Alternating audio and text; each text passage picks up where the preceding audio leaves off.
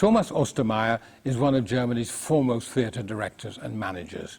He grew up in Bavaria, but cut his acting teeth at the University of the Arts in Berlin, and then went on to study theatre direction at the Ernst Busch University, also in the capital. His first job was as director-manager of the Baracke, the second stage of the Deutsches Theater, where he won Theatre of the Year award. He then moved to the Schaubühne, where he remains a member of the artistic direction team.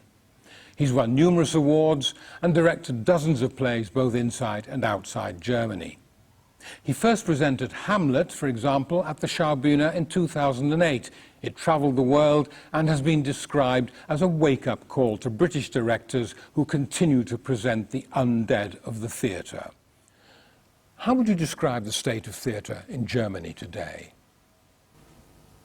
What's happening in German theatre at the moment, or what happened over the last 10 years, was a very strong wave of new theatre makers and young directors. So we have a big variety of very different talents and very different forms. And I think this is something very precious and very specific to German theatre at the moment. When I compare it to France or maybe to Great Britain, Germany, concerning theatre, is giving, compared to the other countries, a lot of money to theatre. And these financial subsidies make that there is such a strong theatre landscape. Great Britain could have the same if they would spend more money on the arts. Any country, any nation could have the same quality of the arts.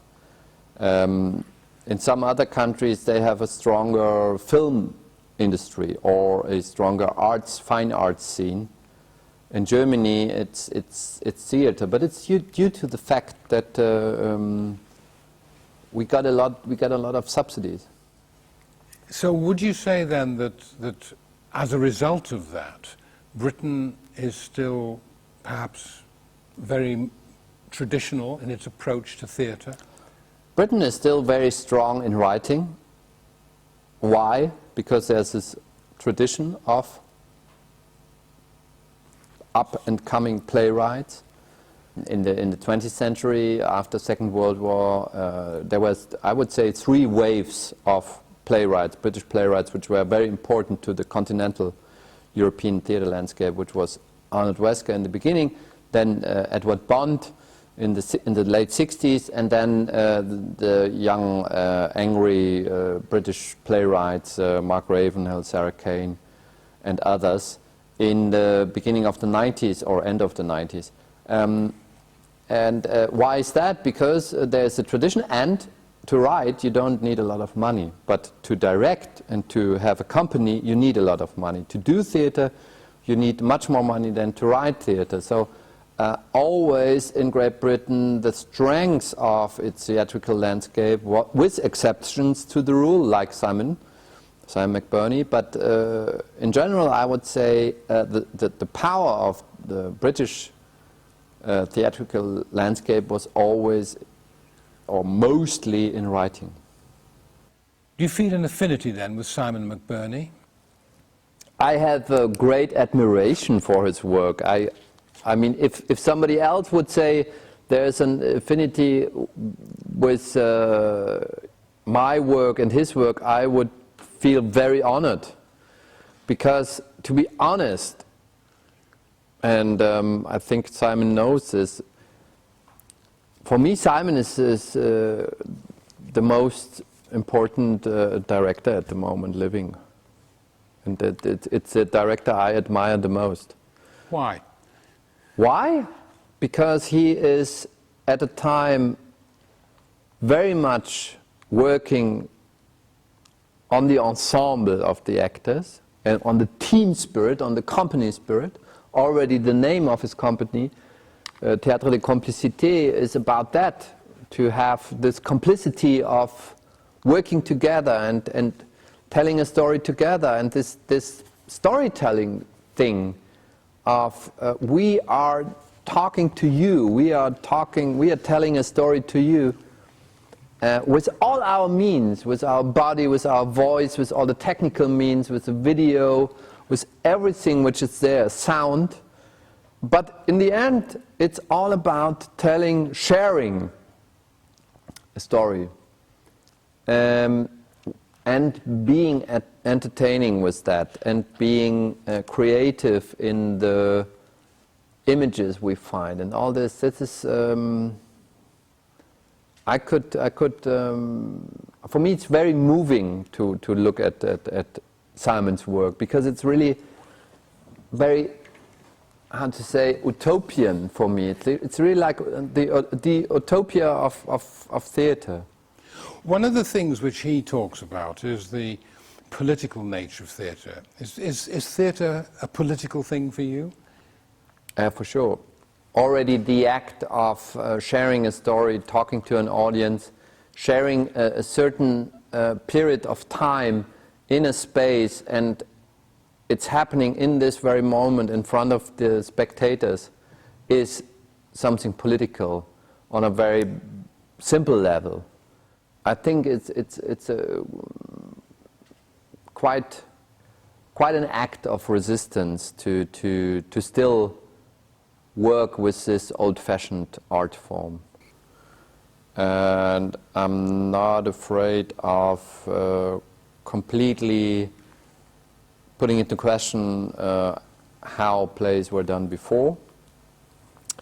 And I'm pretty much interested in acting, in actors, in truthful acting, in actors, not repeating any cliches about a character or cliches of how they think an actor should act like, but more something which is more right to their own experiences. Can you give me a specific example of that, a particular play where... Well, if you talk about Hamlet, for example, one has always in his mind this melancholic, even romantic prince, and I was more, when I did the production with Lars Eidinger, I was more interested in this young, spoiled child, rich kid, who acts to be mad. This is, I think, a different reading of this character than it was before, and I was aware of the fact that it's not the one and only Hamlet, but it's a different Hamlet, and it's a very small aspect of the character maybe, but I felt, well, the other aspects of the character were done so many times before, so I didn't worry about them. How was it received by the audiences? It was, for us, a very important moment to bring a Shakespeare production to London. We were very frightened before we came to London. We were sure that we are not going to respond to all the expectations which are there. And we were overwhelmed by the positive reaction. We were overwhelmed by the impact. Surprisingly, this seemed to have meant something to the theatre professionals and to the audience in Great Britain. And I think we had, at the time, a high respect for Shakespeare and no respect at all. I took this as a source of inspiration to really play with the material on all the levels of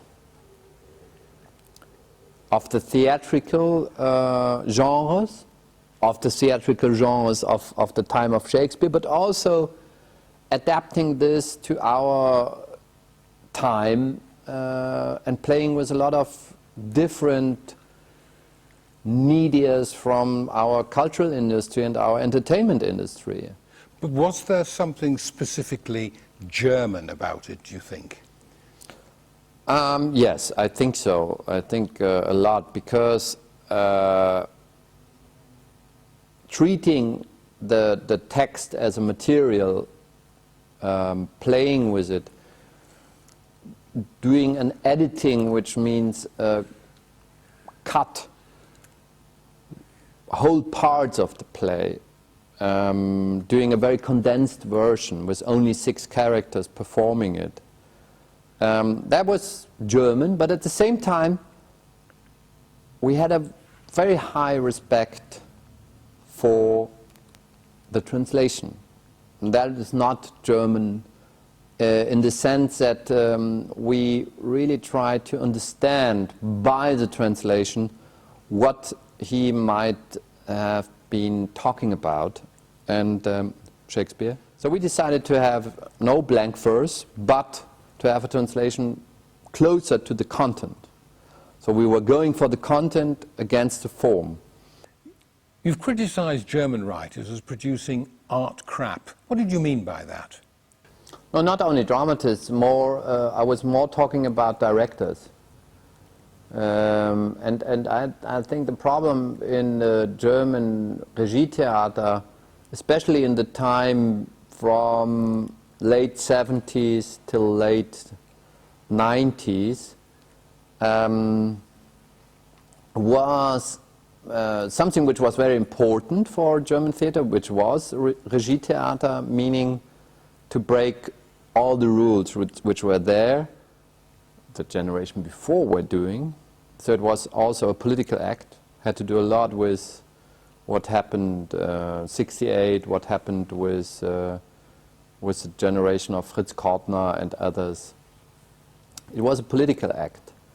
And this political form of Regietheater, or this political aspect in Regietheater, became a trademark at a certain point, and directors were reflecting each other in their work. They were responding to what another director did before. So in this process, they kind of lost contact to what's happening outside in the real life, in their environment. Do you see yourself as fundamentally a German director, or a European director, or indeed a world director?